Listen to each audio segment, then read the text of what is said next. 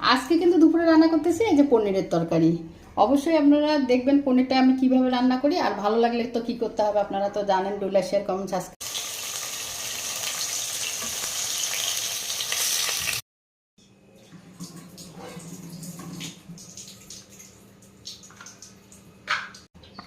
পোস্ত 2 চামচ,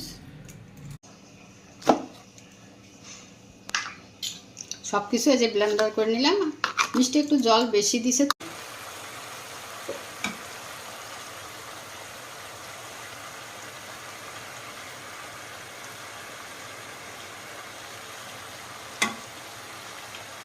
আজকে কিন্তু আমাদের দুপুরের মেনু গরম ভাতের সাথে একদম গরম গরম পনিরের তরকারি। রেসিপিটা কিন্তু খুব তাড়াতাড়ি আমাদের চ্যানেলে আপলোড হবে, আশা করি ভালো লাগবে। যদি ভালো লেগে থাকে তোমরা তো জানো কি করতে হবে, do like share comment and subscribe.